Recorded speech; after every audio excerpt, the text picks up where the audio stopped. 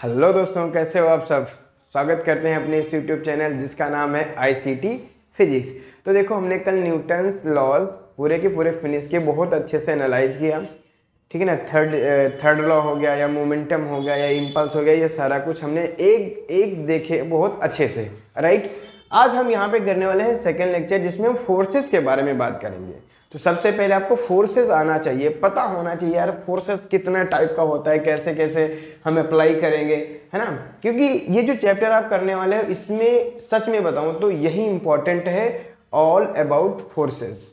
अगर आपने force act लगाना, यानी कि फोर्स एक्टेस करना सीख लिया ना अच्छे से, कि कैसे एक्ट कर रहा है, तो आपका ये क्वेश्चन बहुत आसानी से हो जाएंगे। और इससे मैं सच बताऊं, कोई भी एंट्रेंस एग्जाम देने जा रहे हो ना, इससे क्वेश्चन 100% आते हैं, वो भी कम से कम। अगर जैसा जैसा परसेंटेज होता है, अगर आपके 100 क्वेश्चन आने वाले हैं, तो मान के चलो 3 से 4 क्वेश्चन या ज़्यादा हो सकते हैं, ठीक है ना। 3 से 4 क्वेश्चन आपके न्यूटन लॉज ऑफ मोशन से मिलेंगे ही मिलेंगे। इतना इंपॉर्टेंट चैप्टर है, सोच के देखो। राइट। और यहीं से तुम्हारा मैकेनिक्स पूरा डेवलपमेंट होता है। राइट। क्योंकि आने वाले जितने भी चैप्टर है, रोटेशन होगा, चाहे वर्क एनर्जी पावर होगा, चाहे सेंटर ऑफ मास होगा, चाहे सर्कुलर मोशन होगा, चाहे फ्रिक्शनल फोर्स होगा, तो जितने भी फोर्सेस हैं, जितने भी चैप्टर हैं, सबकी न्यू जो इस्टेब्लिश करेगा वो ये चैप्टर इस्टेब्लिश करेगा। अगर यहाँ आपने बहुत अच्छे से कर लिया, तो आने वाले जितने भी हैं वो सारे के सारे आपके फटाफट होते रहेंगे। ठीक है। तो यहाँ पर कुछ पॉइंट्स होते हैं, क्योंकि क्या है ना, ये जो क्वेश्चंस हैं, खाली लॉज पढ़ के आप इतना एनालाइज नहीं कर पाओगे। तो क्वेश्चंस को कैसे सॉल्व करना है वो हम यहाँ पे एनालाइज करेंगे, धीरे धीरे आपको बताएंगे। तो सबसे पहले जो क्वेश्चंस देखकर आप करना चाहिए वो है FBD, यानी कि फ्री बॉडी डायग्राम। तो फ्री बॉडी डायग्राम होता क्या है, सबसे पहले ये समझो। Free body diagram, free body diagram, ठीक है। तो देखो, फ्री बॉडी डायग्राम का मतलब ये होता है बच्चे, नाम से लग रहा है फ्री, यानी कि इसको आप फ्री कर दीजिए आसपास के एनवायरनमेंट से। ठीक है। यानी कि एनवायरनमेंट से इसको आइसोलेट कर दीजिए। ठीक है। तो हम क्या लिखेंगे, पहला point isolated, isolated from environment, isolated from environment. फिर क्या करेंगे, फिर बच्चे हम एनालाइज करेंगे, यानी कि analysis of all the forces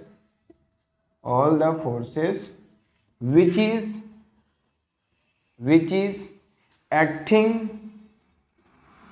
on a body, या आप कह सकते हैं ऑन अ फ्री बॉडी, जो हमने फ्री बॉडी डायग्राम बनाया है। ठीक है। आइसोलेट करेंगे, फिर एनालाइज करेंगे कितने फोर्स उस पर एक्ट हो रहे हैं। सिंपल सा है। देखिए बच्चे, जैसे कि हमने आपको कल ही बताया था, ये आपका एक बॉडी है, राइट, और ये आपका अर्थ है। इस तरीके से आप मान के चलो तो आपको थोड़ा फील आएगा। ठीक है।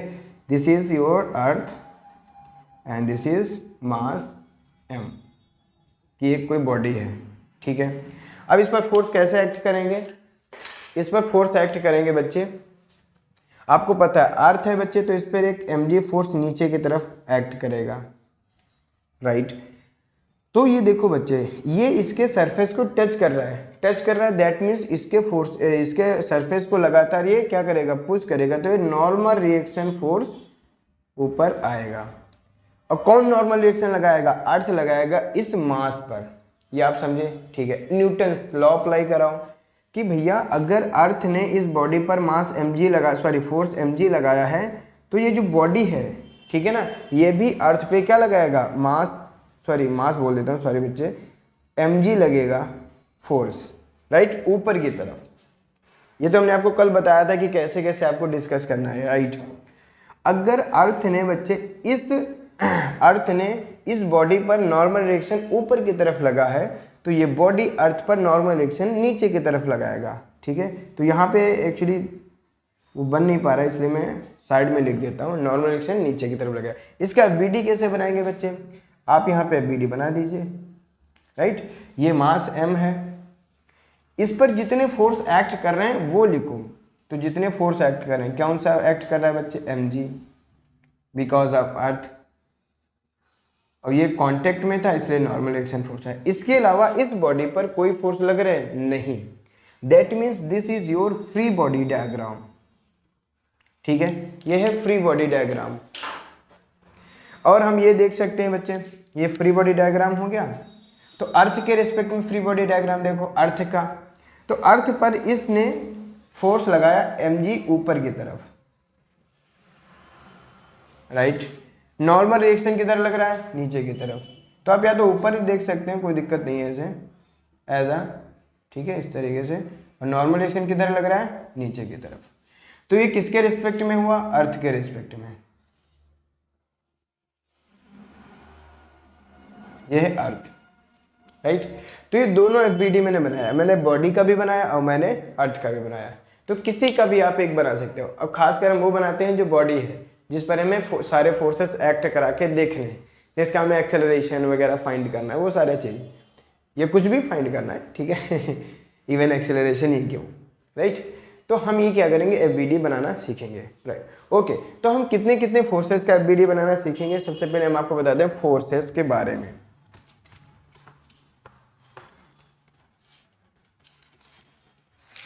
तो यहाँ पे जो सबसे पहला फोर्स आएगा वो आएगा ग्रेविटेशनल फोर्स, यानी कि वेट।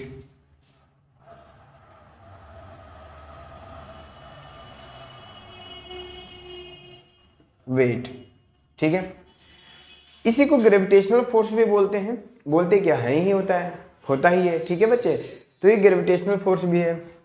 लेकिन आपको पता है, मैं अभी नहीं बता रहा हूँ, ठीक है ना। ये आगे चल के आप समझेंगे कि ग्रेविटेशनल फोर्स कब बोलते हैं, उसको ग्रेविटी कब बोलते हैं, राइट, या वेट वगैरह कब बोलते हैं।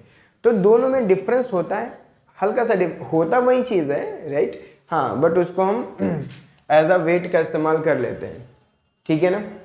चलो देखो, जो बॉडीज अर्थ के सरफेस के पास में होती हैं, तो उनके केस में जो भी ग्रेविटेशनल फोर्स लगता है उसी को हम एज अ वेट बोलते हैं, ठीक है। उसी को हमने क्या बोला था, ग्रेविटी। मतलब बोला था नहीं, अभी बोल रहा हूँ, आप समझ लो, ठीक है। हाँ, क्या हो जाएगा, वेट हो जाएगा। तो कोई भी बॉडी है बच्चे, चाहे वो कांटेक्ट में हो, चाहे वो अर्थ के कांटेक्ट में ना हो, ठीक है। हाँ, ये कांटेक्ट में, ये कांटेक्ट में नहीं है। तो कोई भी बॉडीज हैं बच्चे, तो अर्थ अपने सेंटर की तरफ एक वेट लगाएगा, वेट फोर्स अप्लाई करेगा, ठीक है। तो ये कौन सा हो जाता है, ग्रेविटेशनल फोर्स या ग्रेविटी, जो मन हो आपको बोल सकते हो, ठीक है। तो यही है हमारा फोर्स। ये कौन सा फोर्स है बच्चे, weight, right. Weight is a force. हाँ, वेट कोई मास नहीं है, ये ध्यान रखना। यस, आप समझ ही रहे हो। अब देखो बच्चे, ये कांटेक्ट में हो चाहे कांटेक्ट में ना हो, ये कांटेक्ट में नहीं है, फिर भी इस पर एक नीचे की तरफ क्या लगेगा, mg, राइट। ये क्या लगेगा, mg लगेगा। तो कांटेक्ट में हो चाहे कांटेक्ट में हो। हाँ, बट ये अलग चीज़ है कि यहाँ पर अब नॉर्मल रिएक्शन नहीं आएगा। क्यों, कांटेक्ट में ही है। यहाँ पे नॉर्मल रिएक्शन आएगा, राइट। यहाँ पे नॉर्मल रिएक्शन हम दिखा नहीं रहे हैं, ठीक है, ये समझना, क्योंकि हम सिर्फ वेट के बारे में बात करें। तो एक तो हो गया सिंपल सा वेट। अब आता है नॉर्मल, जो सबसे अच्छा है, जो आपको समझने के लिए बहुत अच्छा लगेगा आपको। Second one is normal force.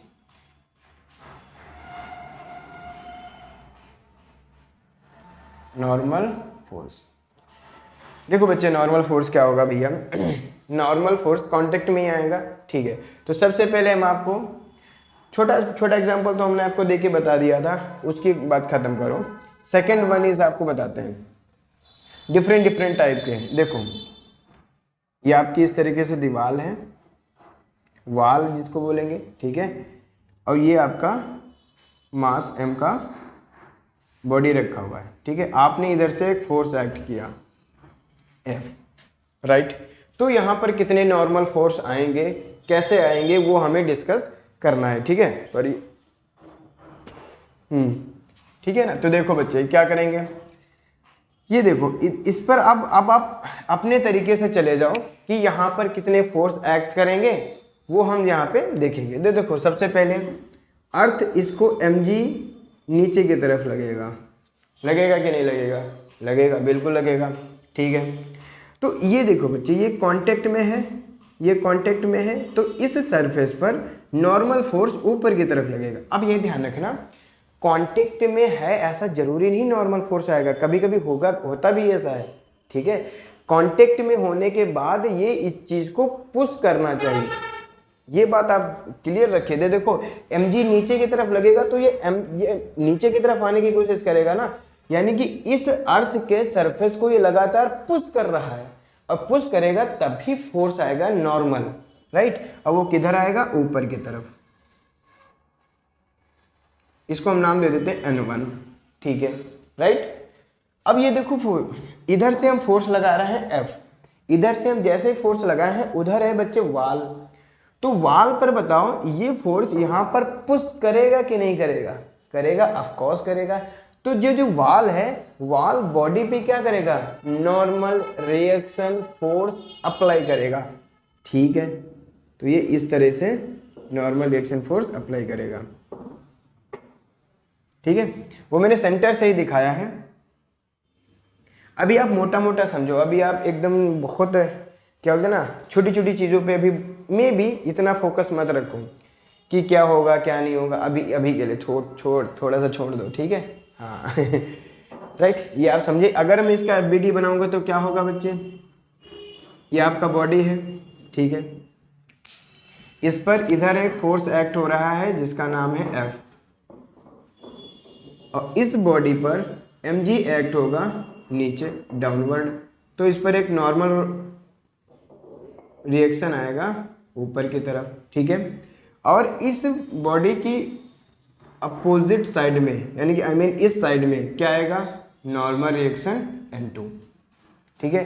तो ये आपका FBD हो गया, इसमें कोई प्रॉब्लम नहीं, राइट। ऐसे ही हम दूसरे केसेस के बारे में बात कर सकते हैं। देखिए बच्चे, यह वाल है आपका, ठीक है ना, ये वाल है, और यहाँ पे हम दो बॉडीज को रख देते हैं, राइट, इस तरीके से। अब यहाँ पर हम फोर्स अप्लाई करेंगे F अप्लाई करेंगे फोर्स, यस। अब देखो क्या होगा यहाँ पर, देखो सबसे पहले आप mg को ही पहले लिख लिया करो यार, mg अगर जहाँ पे लग रहा है उसको लिख लो, उससे नॉर्मल रिएक्शन आ रहा है तो नॉर्मल रिएक्शन भी लिख लो, ठीक है। तो यहाँ पे क्या होगा, mg नीचे की तरफ लगेगा, अगर मान लो ये m1 है, ये m2 है, ठीक है, तो ये कितना हो जाएगा, m1 इंटू जी, तो नॉर्मल रिएक्शन फोर्स ऊपर की तरफ लगेगा, इसका नाम होगा N1, मैं नाम दे देता हूँ N1, ठीक है। ऐसे बच्चे यहाँ पर भी ऐसे हो जाएगा, ये लगेगा m2g, ऊपर क्या लगेगा, नॉर्मल रिएक्शन N2, ठीक है। अब यहाँ पर देखो क्या होगा, ये जो फोर्स एक्ट हो रहा है ये m1 पे एक्ट हो रहा है, ठीक है ना, यानी कि आपकी दो बॉडीज हम लेके चलते हैं तो ज़्यादा समझ में आएगा। ये हम बाहर वाली बॉडी पे एक्ट करें, इस ब्लैक वाले पे, ठीक है ना, जैसे हम ब्लैक पे लगाएंगे बच्चे फोर्स, तो बताओ ये वाले सरफेस पे आएगा फोर्स कि नहीं आएगा, यानी कि ये वाला जो भी बॉडी है इस बॉडी पर पुश करेगा, यानी कि ये फोर्स अप्लाई करेगा, यस अप्लाई करेगा, क्यों नहीं करेगा भाई, करेगा, ठीक है। चलो अगर ये इस पर अप्लाई करेगा तो इसका मतलब क्या है, ये इसको रिएक्शन फोर्स देगा, यस, ये मैंने बताया ना, पुश करेगा तभी आप लिखना। तो यहाँ पर अभी हम पॉइंट इसके लिख देंगे नॉर्मल रिएक्शन फोर्स के, कि पॉइंट क्या क्या होते हैं, ठीक है ना, वो 2-3 पॉइंट हैं, ये आप बात समझे। यानी कि इस बीच में क्या होगा, ये इधर फोर्स अप्लाई करेगा तो ये इधर फोर्स अप्लाई करेगा, नॉर्मल रिएक्शन, उस नॉर्मल रिएक्शन को मैं बोल देता हूँ N3, ठीक है। एक मिनट, इसका मैं BD बना दूं क्या, फिर पहले ही, हाँ पहले ये BD बना देता हूँ मैं। ये M1 है तो ज़्यादा और अच्छे से आप समझ पाएंगे, क्लियरेंस हो पाएगी। ये क्या है, M2, ठीक है बच्चे। इस पर हमने दिखा दिया बच्चे, M नीचे क्या लग रहा है, M1G, और ऊपर क्या लग रहा है, N1।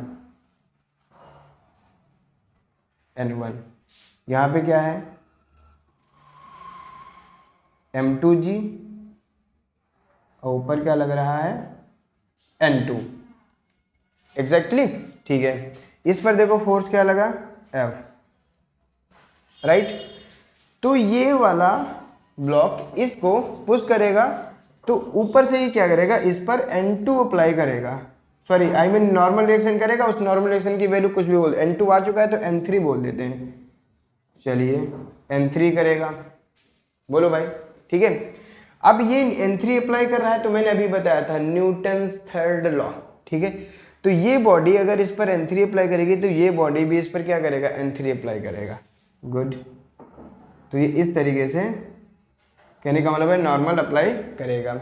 ओके, तो ये बात आप समझ गए एकदम एग्जैक्टली कि ये नॉर्मल इस पर आएगा, राइट। अब जब भैया M2 पे आएगा नॉर्मल तो ये बॉडी इस वॉल को भी तो पुश करेगी। ओके, तो वॉल क्या करेगा, इस पर N4 अप्लाई करेगा, I mean normal reaction force apply करेगा। एक अलग से नॉर्मल रिएक्शन का नाम दे देते हैं N4। अप्लाई करेगा कि नहीं करेगा, आप बताओ। यस, तो ऐसे नॉर्मल रिएक्शन कहने का मतलब है फाइंड करते हैं। तो ये बहुत सारे केसेस में आपको बताएंगे, राइट। हाँ, और इसे कुछ पॉइंट लिख देता हूँ मैं कि नॉर्मल रिएक्शन फोर्स क्या क्या होते हैं, मतलब कैसे कैसे आप लिखेंगे। तो सबसे पहले देखो कि सरफेस टचेस में होने चाहिए। आप सबसे पहले ये समझो, इसमें मैंने लिख रखा है one body pushes the other body, one body pushes to the other body, other body. सबसे पहला ही काम ये है, मैंने बोला ना टच से कुछ नहीं होता। हाँ, टच तो होना ही चाहिए और ऊपर से पुश करना चाहिए। ये हम आपको शायद एक प्रॉब्लम आएगी उसमें हम बताएंगे। देखो यहाँ पे नॉर्मल वो क्या बोलते हैं कांटेक्ट में है लेकिन कांटेक्ट फोर्स नहीं आ रहा है। यस, होगा अभी ऐसा, ठीक है। और दूसरा क्या है, हाँ, ऑलवेज टूवर्ड्स द बॉडी।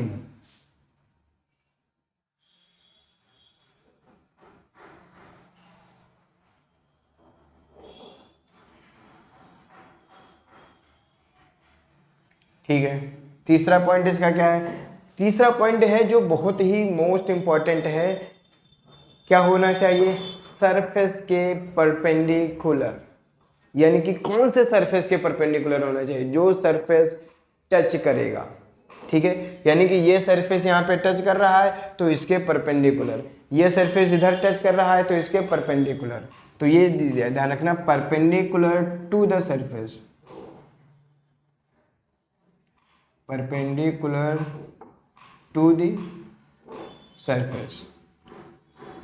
ये तीन इंपॉर्टेंट हैं, अभी लेके चलेंगे, आप लोग नोट कर लीजिए, कोई दिक्कत हो तो, ठीक है। लेकिन हम ये आपको भी क्लियरेंस कराते रहेंगे साथ साथ में। एग्जैक्टली आपको समझ में आया नॉर्मल फोर्स में। चलो, इसके और भी बहुत सारे एग्जांपल्स हैं।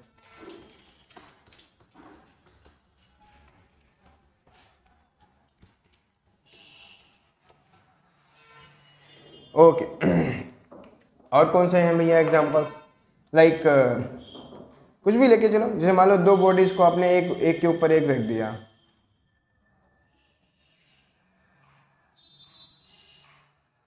दो या तीन जो भी है, ठीक है। ये थोड़ा सा टेढ़ा हो गया है बच्चे, इस तरीके से, ठीक है। वही है ये M2, M1, M3, ठीक है। अब इसमें नॉर्मल रिएक्शन फोर्स कैसे दिखाओगे, तो वो हम दिखाने जा रहे हैं। पेन ले लेते हैं अलग से। तो देखो बच्चे, इसमें नॉर्मल रिएक्शन जब फोर्स आपको दिखाना हो तो पता है, जब ब्लॉक्स एक दूसरे के ऊपर रखे हो तो पता है स्टार्टिंग से स्टार्ट करो, नीचे तक चले जाओ, बस आराम से आपका हो जाएगा, ठीक है ना। बताओ, तो इसमें कोई प्रॉब्लम तो नहीं है। जैसे कि मान लो हम अब यहाँ पे देखो, इसमें क्या ही प्रॉब्लम हो गई, मतलब लास्ट वाले में कोई दिक्कत नहीं हो गया।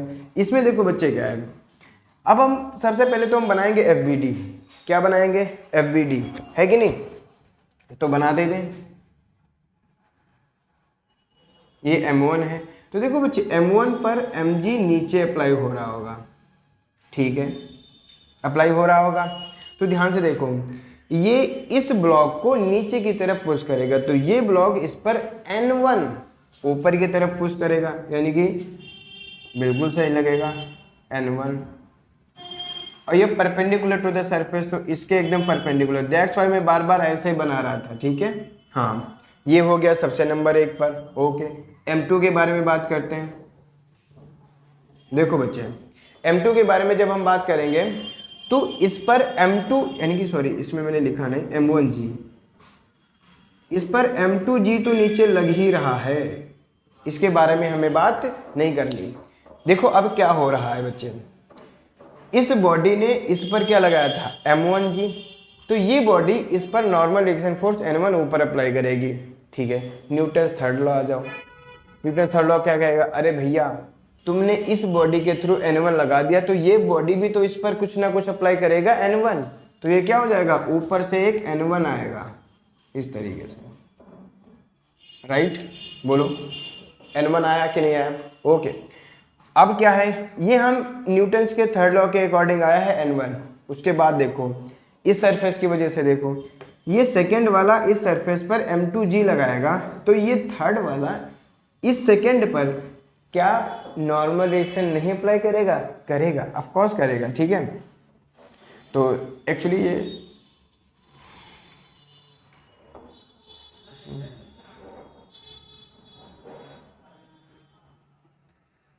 M2G अप्लाई हो रहा है और ये क्या अप्लाई करेगा, N2 अप्लाई करेगा। ठीक है, N1 नीचे अप्लाई ही करेगा। ठीक है, तो बच्चे N1 को आप किधर, या तो यहाँ पे कर दीजिए, कहीं यहाँ पे कंसीडर कर दीजिए, इस पर कोई फर्क नहीं पड़ता है। अभी एक्चुअली होता क्या है, अभी हम पॉइंट मास ऑब्जेक्ट मान के चल रहे हैं। ठीक है, दैट्स वाई मैं इधर उधर लगा रहा हूँ। आप कहोगे सर इधर लगेगा तो ये तो फिर घूम जाएगी, राइट, ऑफ कोर्स। लेकिन तो हम चाहे इसके साथ में दिखा सकते हैं, साथ में दिखाएंगे तो थोड़ा घिचपिच हो जाएगा, दैट्स वाई मैंने इसको इधर से उधर अप्लाई कर दिया है। ठीक है ना, ये बात आप समझे। तो ये कौन सा फोर्स था, N1। ओके, तो यहाँ पर ये वाला काम हो गया। थर्ड पे आ जाओ बच्चे, थर्ड वाला हम यहीं पे दिखा देते हैं, ज़्यादा नीचे नहीं हो जाएगा। ये है M3। M3 में क्या होगा, M3G नीचे लग रहा है। अब देखो इस थर्ड ने इस सेकंड पर N2 ऊपर की तरफ अप्लाई किया था, तो N2 नीचे की तरफ अप्लाई होगा, बिल्कुल होगा, न्यूटन्स थर्ड लॉ। ठीक है, अब M3G नीचे की तरफ लग रहा था, ये वाला कांटेक्ट होगा, ये वाला कांटेक्ट, तो ये वाला कांटेक्ट ऊपर की तरफ अप्लाई करेगा फोर्स। ये कौन सा होगा, ये नॉर्मल रिएक्शन होगा। मैंने मान लिया है N3। ठीक है, इसमें कोई चौंक तो नहीं गए, वो N2 इस तरीके से मैं लिख रहा हूँ, राइट। तो मैं इधर उधर भी कर सकता हूँ, इसमें कोई दिक्कत नहीं है, राइट। हाँ, तो इसको इसीलिए मैं एक में नहीं कर रहा था ताकि आप कंफ्यूज हो जाएंगे, दैट्स वाई मैं इसको साइड में लिख दे रहा था, राइट। ये वाला फोर्स है N2। तो ये आप इसमें समझ गए कि कैसे नॉर्मल रिएक्शन फोर्स अप्लाई किए जाते हैं, है ना।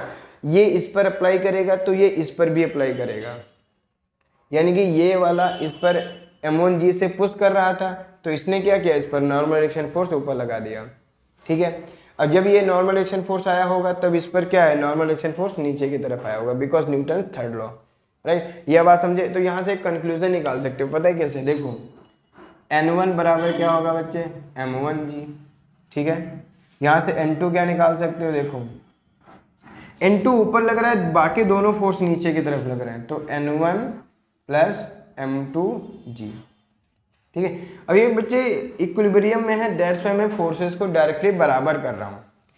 तो यहाँ पर N1 की वैल्यू आप रख सकते हो, तो N2 डायरेक्टली क्या आ जाएगा, M1 plus M2 into G, right. ऐसे जब आप M3 निकालेंगे तो एग्जैक्टली आ जाएगा M1 plus M2 plus M3 into G। That's why मैं ये बोल रहा था कि आप ऊपर से चलना स्टार्ट करो, ऊपर से, राइट। ऊपर से जब आप चलना स्टार्ट करेंगे तो इसके लिए डायरेक्टली लिख दीजिए N1 बराबर M1 इंटू G। इसके लिए जब आएंगे तो क्या लिखेंगे, दोनों के लिए, है ना। इस पर कितना नॉर्मल रिएक्शन लग रहा होगा बच्चे, दोनों को ऐड करा दीजिए। इस पर कितना नॉर्मल रिएक्शन लग रहा होगा, तीनों को ऐड करा दीजिए। ठीक है, ये तो आप समझ भी रहे होंगे कि अर्थ इस मतलब अर्थ जो है इस थर्ड वाली बॉडी पर नॉर्मल रिएक्शन कितना लगाएगी, तो आप समझ ही रहे, उस पर तीन लोग उस पर पुश कर रहे हैं, है ना। तीनों के तीनों उस पर क्या कर रहे हैं, हमारी अर्थ को पुश कर रहे हैं नीचे की तरफ। तो जो अर्थ फोर्स लगाएगा वो तीनों के इक्वलेंट वाला फोर्स लगाएगा, तभी तो बैलेंस करेगा, यस, है ना। ये तभी बैलेंस कर पाएगा। और ये इक्विलिब्रियम है, तभी दैट्स में मैंने N1 बराबर क्या लिखा है, M1 इंटू G। हर बार आप मत लिख देना ऐसा, इसमें कहीं प्रॉब्लम हो तो कमेंट सेक्शन के थ्रू आप बता सकते हैं, राइट। तो इस टाइप से हो गया क्वेश्चन। एक दूसरा आता है, जैसे मान लो वेस्ट प्रॉब्लम के केस में आ जाए, बहुत सारे लेके चलेंगे आपके लिए, टेंशन नक्कू, राइट।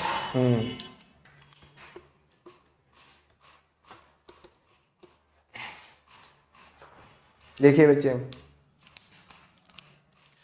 हाँ, अब हम क्या लेने वाले थे, वेज का प्रॉब्लम, जैसे ये है वेज शेप, ठीक है। यहाँ पर कोई एक बॉडी को आप ऐसे रख दीजिए, ठीक है बच्चे। यहाँ पे हमने एक बॉडी को रिप्लेस कर दिया, ये मास m है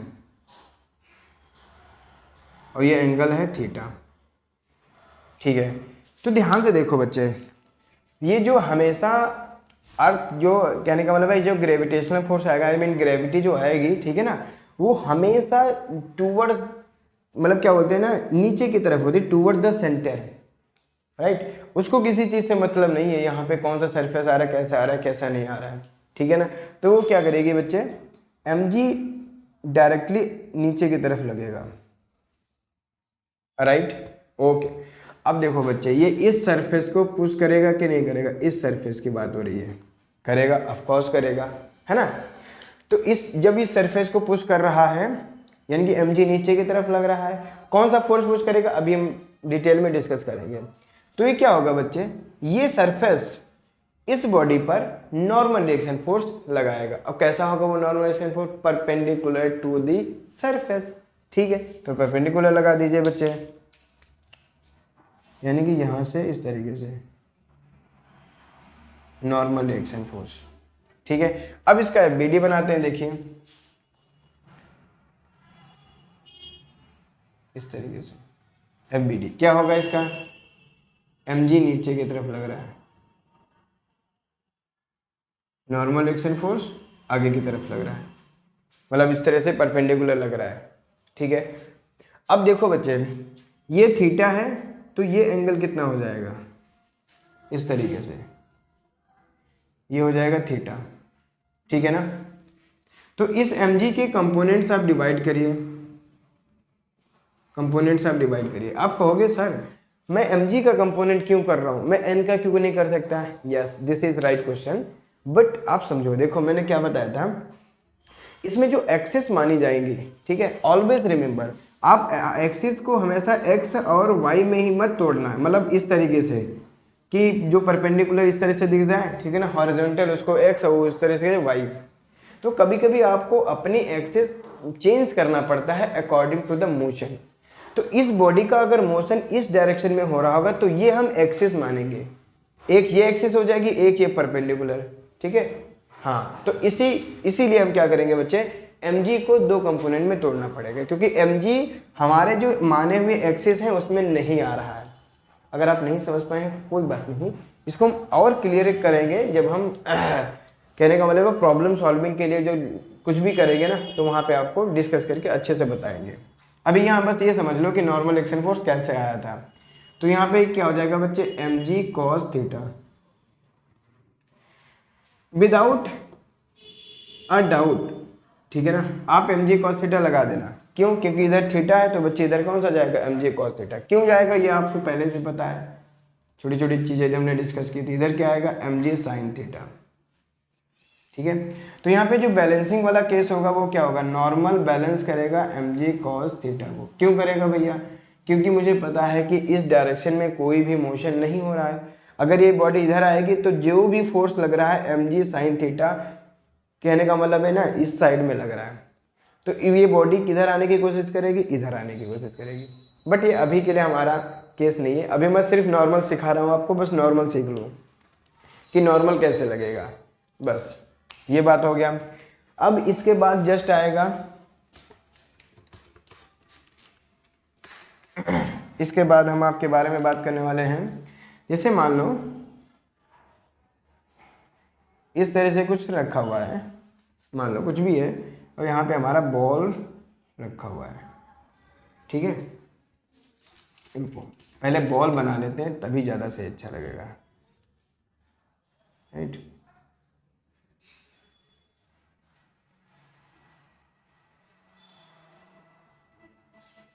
ये ऐसा बॉल रखा हुआ है, ठीक है ना, आपको एकदम दिख रहा है, एग्जैक्टली, ओके।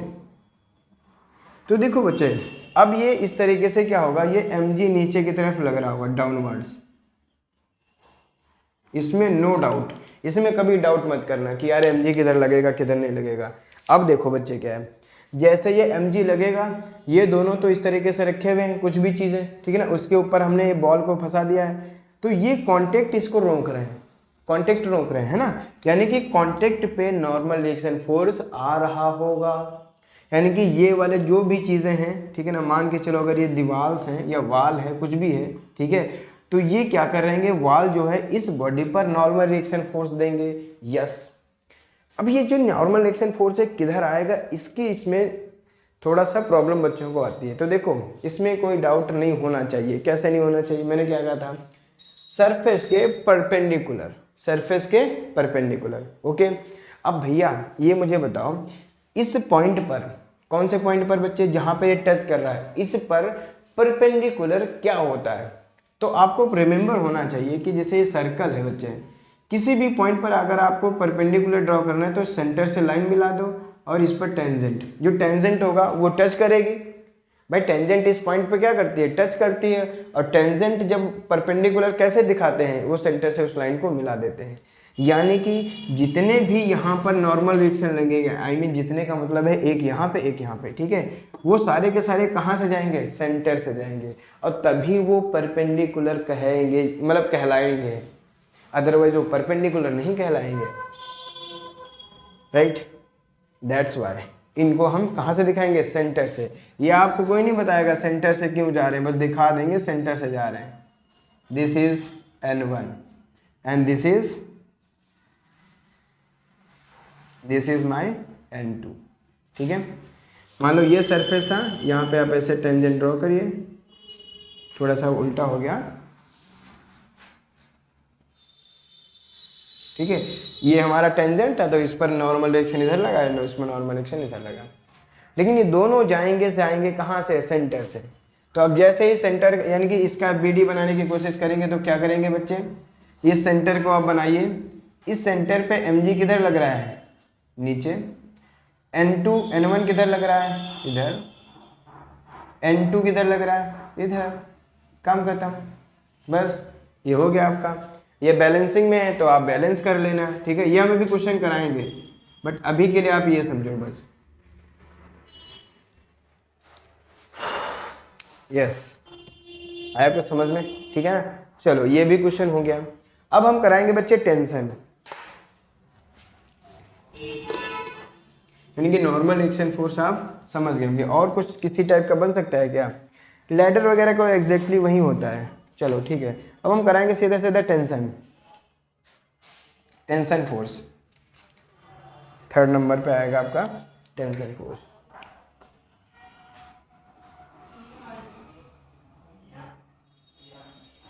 राइट, तो भैया टेंशन फोर्स देखो क्या होता है, टेंशन फोर्स होता है स्प्रिंग, जो हम रस्सी बोलते हैं नॉर्मली, ठीक है ना, रस्सी होता है या फिर कुछ वायर भी होता है, उसमें भी आता है आपका टेंशन आएगा, ठीक है।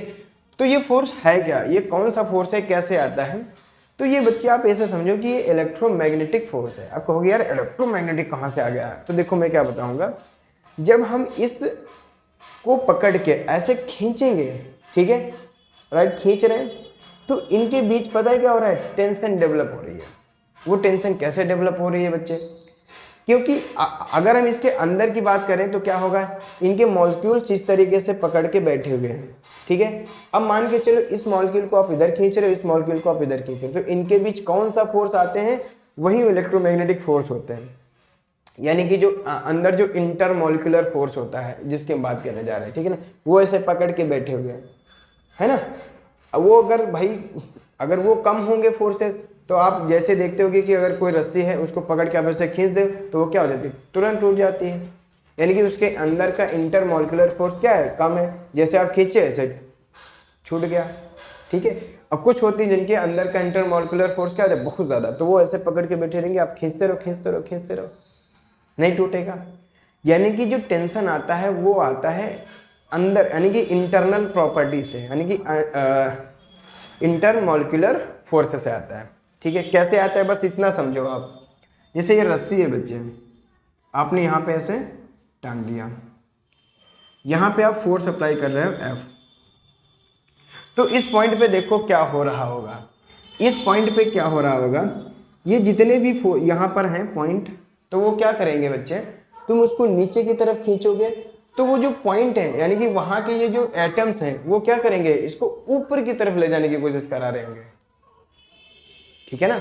यानी कि आप ये भी समझ सकते हो कि वो अपोज करेंगे, ठीक है। ओके, यहाँ पर बच्चे क्या हो रहा होगा, यहाँ पर ध्यान से देखो क्या हो रहा होगा, यहाँ पर ये रस्सी नीचे की तरफ आ रही है, ठीक है ना। हाँ, क्या आने की कोशिश करें, नीचे की तरफ।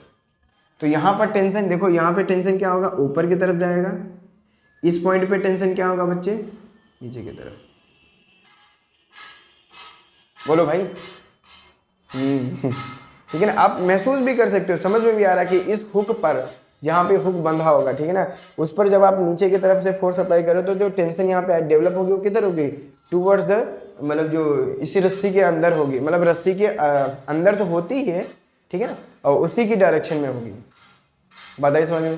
तो टेंशन हमेशा दो, मतलब क्या होते हैं ना, इंटरनल प्रॉपर्टी होती है, पहली बात तो ये समझो, ठीक है ना। एंड पर जो मतलब जो एंड होती है ना रस्सी का, या फिर जो भी वायर हमारा है, ठीक है ना, जो एंड पॉइंट्स होते हैं उन पर जो टेंशन आती है हमेशा अपोजिट डायरेक्शन में आती है। क्यों आती है, क्योंकि भैया अपोजिट डायरेक्शन में आएगी तभी तो वो उसकी शेप में लाने की कोशिश कर पाएगा। भाई देखो यहाँ से इसको मैं इधर खींच रहा हूँ, इस वाले को इधर खींच रहा हूँ, इधर ऐसे, ठीक है। तो इस पॉइंट पर फोर्स इधर लग रहा है, इधर डेवलप करा रहा है, इसको इधर करा रहा है, ठीक है ना। तभी तो ये कहने का मतलब है टेंशन क्या कोशिश कर रहा है, उसको उसी के शेप में रहने वाने का कोशिश कर रहा है।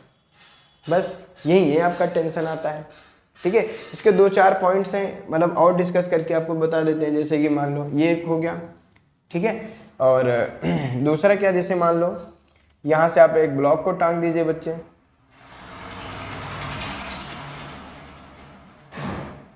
ठीक है,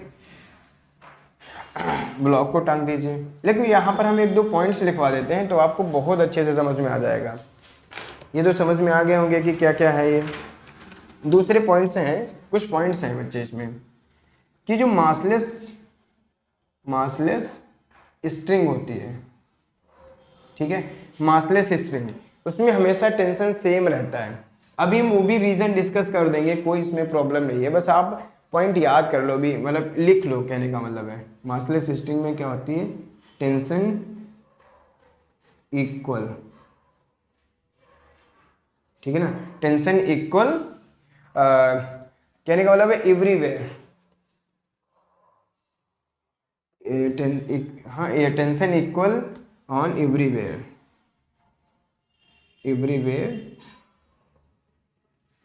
ठीक है ना। ये बात आप समझ गए, यानी कि हर जगह पे टेंशन क्या रहेगा, इक्वल रहेगा, पूरी रस्सी में टेंशन इक्वल रहेगा। दूसरा क्या है, अगर बच्चे डिफरेंट स्ट्रिंग हो गई, डिफरेंट स्ट्रिंग्स हो गई, ठीक है, अगर डिफरेंट स्ट्रिंग हो गई तो उसमें डिफरेंट टेंशन जनरेट होगा। क्यों होगा, सिंपल सा चीज है भाई, क्योंकि हर रस्सी का अलग अलग क्षमता होगा। किसी रस्सी पे आप कम फोर्स लगाते हैं तुरंत टूट जाता है, किसी पे आप ज्यादा फोर्स लगाते तो नहीं टूट पाता है, ठीक है। यानी कि जब आप डिफरेंट स्ट्रिंग्स की बात करेंगे तो टेंशन हमेशा अलग अलग लेंगे, यानी कि different tension develop, different tensions are developed, ठीक है। तीसरा पॉइंट बच्चे क्या है इसमें, तीसरा पॉइंट है, अगर हमारी स्ट्रिंग विद मास होगा, स्ट्रिंग विद मास, तो जो टेंशन होगा ऑन एवरी पॉइंट वो अलग अलग होगा, ठीक है। यानी कि एवरीवेयर जो टेंशन इक्वल है वो नहीं होगा, यानी कि tension are different at every point, अभी आपको बस थोड़ा सा भी एग्जांपल्स के थ्रू समझाते हैं यार। देखो बच्चे, जैसे ये है, ठीक है ना, इसका मास है, तुम्हें भी समझ में आ रहा है, हमें भी समझ में आ रहा है। इस पॉइंट पे जैसे हम खींच रहे हैं नीचे की तरफ, ठीक है, तो खाली इस पॉइंट पे हमारा जो फोर्स अप्लाई हो रहा है वही एक्ट कर रहा है। लेकिन इस पॉइंट पर अगर मिडिल पॉइंट पे हम फोर्स लगाएंगे बच्चे, फोर्स लगाएंगे तो ध्यान से देखो, नीचे जो हमारा हाथ है यानी कि जो हम फोर्स लगा रहे हैं वो भी लग रहा है, साथ में इसका मास है ना, तो इस मास की वजह से mg आएगा, वो भी इस पॉइंट पे एक्ट कर रहा है। बात आप समझे, अगर mg नहीं आएगा तो जो भी फोर्स अप्लाई कर रहे हैं वही है यहाँ पर। इसका मतलब क्या हो गया कि इस पॉइंट पे जब कभी भी क्या हम अपने जो फोर्स लगाएंगे उसके साथ में इसका मास भी ऐड होगा, यानी कि ग्रेविटेशनल फोर्स भी ऐड होगा। दैट्स वाई यहाँ पर टेंशंस क्या हो जाएंगी, अलग अलग हो जाएंगी, राइट। जैसे हम यहाँ पर अगर हम फोर्स खींच रहे हैं इस तरीके से तो यहाँ पर टेंशन T आया, ठीक है, यहाँ पर टेंशन T नहीं आएगा, ठीक है ना, बिकॉज इस पॉइंट पर अभी हम आपको समझा देते हैं, ठीक है ना, पहले वही वाला समझा देते हैं। ये देखो बच्चे, मान लो यहाँ पर आपका mg लग रहा है, तो इस पॉइंट पर आप देखिए बच्चे टेंशन लगेगा ऊपर की तरफ, राइट। लेकिन अगर आप इस पॉइंट पर बात करेंगे तो देखो टेंशन तो लग रहा है, लेकिन साथ साथ में क्या लग रहा होगा, mg, कौन सा, ये वाला, यानी कि इतना मास भी तो आ चुका है, इतना इस रस्सी का इतना मास भी आ चुका है। तो जब इतना मास आ गया होगा रस्सी का तो वो क्या हो जाएगा बच्चे, इस पर mg एक्स्ट्रा अप्लाई हो रहा होगा, ठीक है, बात समझे हमारी। तो यहां पर क्या होगा, टेंशन अलग हो जाएगा, यानी कि यहां पर हम लिख सकते हैं ऐसे T2, ये T1 था, ठीक है, ये mg, ये कैपिटल M लिखता हूं मैं, समझ में आया। यानी कि हर एक पॉइंट पे टेंशन अलग हो जाएगा, ओके। इसके भी क्वेश्चंस करेंगे आपको, अभी आपको समझाएंगे, ठीक है। तो ये एक ऐसे ही पॉइंट था। इसके बाद हम आपको टेंशंस करना सिखाते हैं कि छोटी छोटी चीज़ों में कैसे टेंशंस निकालते हैं। देखिए बच्चे, एक तो छोटा सा एग्जांपल मैंने आपको दे दिया, और इसका मैंने एग्जांपल लिख के लाते हैं ताकि आपके लिए अच्छा रहे। देखो ये एक रस्सी है, इधर से एक रस्सी है, और इन दोनों में मैंने इसे एक अपना ब्लॉक टांग रखा है, ठीक है। ये हमारी स्ट्रिंग है बच्चे। अब बताओ इसमें कैसे लगेगा यार। देखो बच्चे यहाँ पर क्या लग रहा होगा, mg, ठीक है। तो ये mg को कौन इसको रोकेगा, तो इधर से आपको दिख रहा है ये क्या है, इधर से एक स्ट्रिंग है, इधर से स्ट्रिंग है, इसका मतलब क्या है, ये इस तरीके से रोक रही होंगी। तो इस पर किधर लगेगा टेंशन, इधर टेंशन किधर लगेगा, इस साइड में, ठीक है। इसका मतलब क्या हुआ, अगर इस पॉइंट को हम बैलेंस कराने की कोशिश करें, यानी कि इस mg का bd बनाएंगे तो क्या होगा बच्चे, mg नीचे लगेगा, T1 इधर लगेगा, T2 इधर लगेगा, बस दैट्स इट, खत्म हो गया ये, राइट।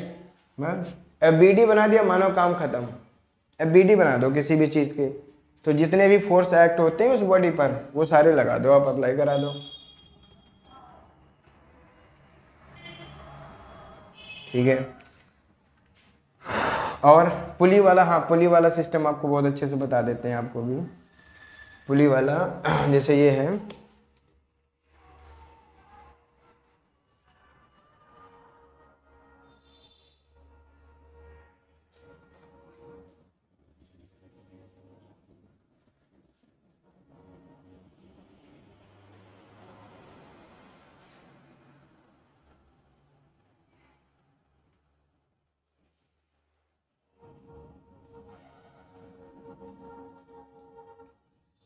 ये है आपका M1 M2 दिखा देते हैं, ठीक है।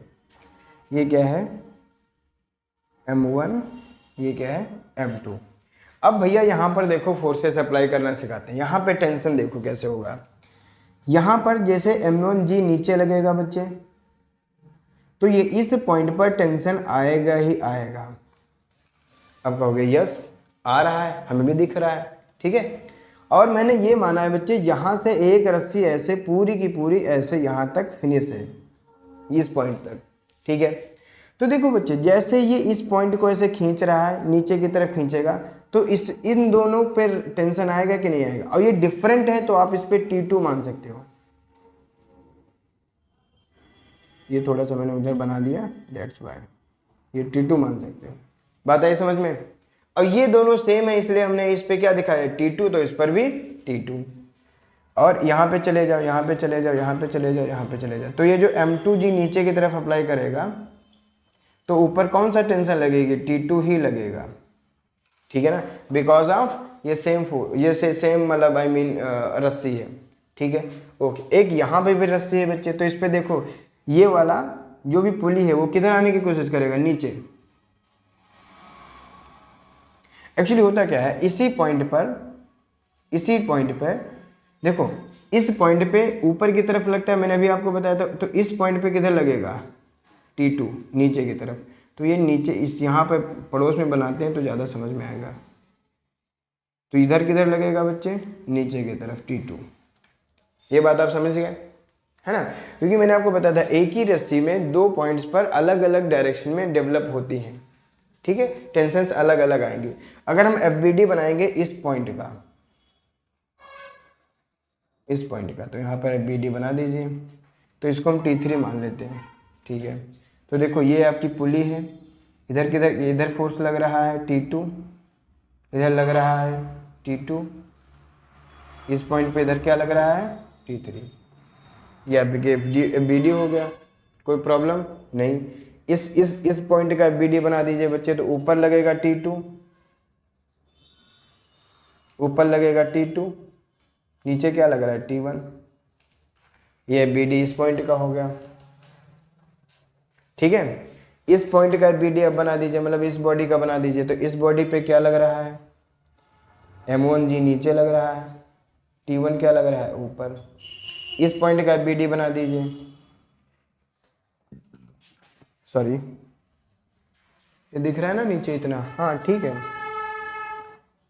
M2G नीचे लग रहा है और T2 ऊपर। तो इसको बोलते हैं FBD बनाना। आपने FBD बना दिया, अब आप इससे लेना देना नहीं है, अब इसको छोड़ दो।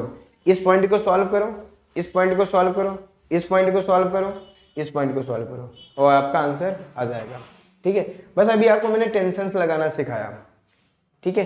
तो ये बात आप समझना कि टेंशन्स अप्लाई कैसे होती है, ठीक है ना। और ये 2-3 हैं पॉइंट्स जिनको आप समझना पड़ेगा कि मासलेस स्ट्रिंग होती है तो वहाँ पे क्या होता है, पूरी स्ट्रिंग में T सेम रहता है।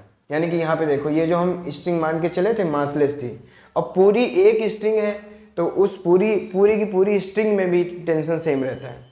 तो शायद ये पॉइंट मैंने लिखा नहीं, string with mass, different string, massless string, ठीक है। तो इसी को आप समझ सकते हैं मासलेस स्ट्रिंग, यानी कि पूरी की पूरी जो स्ट्रिंग होगी उसमें हर एक पॉइंट पर टेंशन सेम होगा।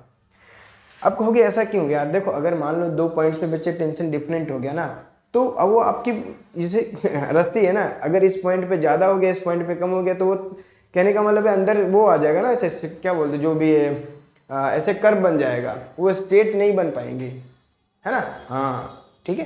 तो वो बात आप समझे। तो ये हमारा टेंशन हो गया। इसके अलावा और कुछ समझा देते हैं, लाइक हाँ टेंशन्स में और कुछ था क्या, ठीक है बच्चे, इसमें और कुछ नहीं है।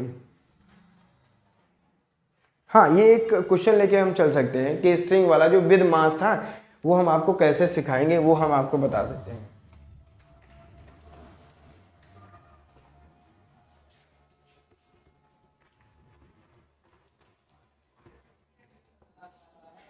देखिए बच्चे, ये आपका स्ट्रिंग है,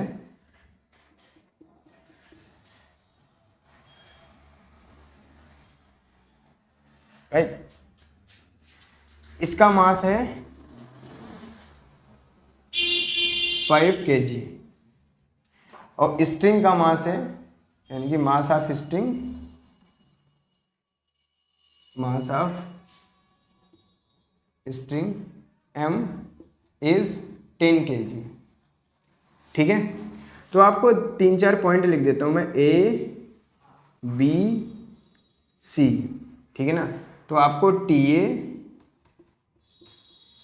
TB, TC तीनों के तीनों आपको बताने हैं, ठीक है।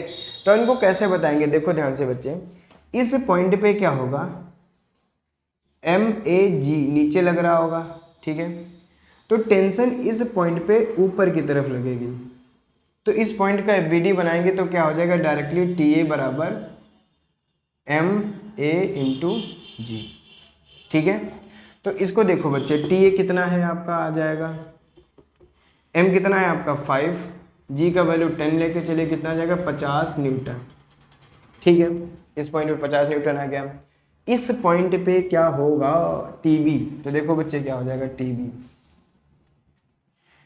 इस पॉइंट पे देखो, अगर हम TA की तरफ देखेंगे तो TA नीचे की तरफ लगेगा और mg भी नीचे लग रहा होगा। कौन सा, इतना mg, इसका जो मास होगा ना ये भाई कितना हो जाएगा, देखो ये 10 kg मैंने बता रखा है, तो ये मैंने मान के चलो ये मिडल पॉइंट था, ठीक है, तो ये 5 kg हो जाएगा और ये भी 5 kg हो जाएगा, है ना।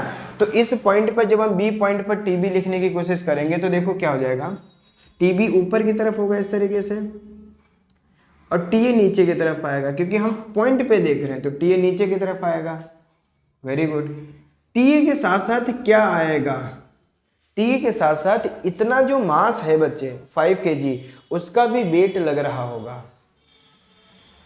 बताओ लगेगा कि नहीं लगेगा, यस लगेगा, है ना। तो वो जो मास है उसको भी ऐड करना पड़ेगा आपको। 5 इंटू लिख देता हूँ मैं, 5 इंटू G, तो ये कितना हो जाएगा, ये 50 पहले था, 50 पहले था, कितना हो जाएगा 100 न्यूटन। ठीक है, ऐसे आप TC निकाल सकते हैं, TC, तो TC में टोटल मास ऐड हो जाएगा, तो क्या हो जाएगा 10 इंटू 10 प्लस TA जितना भी था, तो ये कितना हो जाएगा 150 न्यूटन। बस ये आपका आ जाएगा। समझ में आ रहा है ना कि कैसे इस पॉइंट पर खाली और खाली इसका टेंशन ये सह रहा होगा, इस पॉइंट पर इसका टेंशन तो सहेगा ही सहेगा, साथ में इसका टेंशन भी इसको सहना पड़ेगा, यानी कि इसका भी इसको वेट सहना पड़ रहा होगा, है ना। तो उसकी यानी कि दोनों को आप मर्ज कर देंगे, दोनों को इक्विवेलेंट यहाँ पे टेंशन लगेगा, है ना। ये बात आप समझे। तो मास मतलब जो विद मास होता है तो उसमें थोड़ा सा आपको ध्यान रखना पड़ेगा, और है कुछ नहीं, बस नीचे से जब ऊपर आप जाओगे तो मासेस को यानी कि जो टेंशन है वो ऐड करते जाओगे, बस एग्जैक्टली आपको समझ में आ रहा है। तो ये हमारा टेंशन हो गया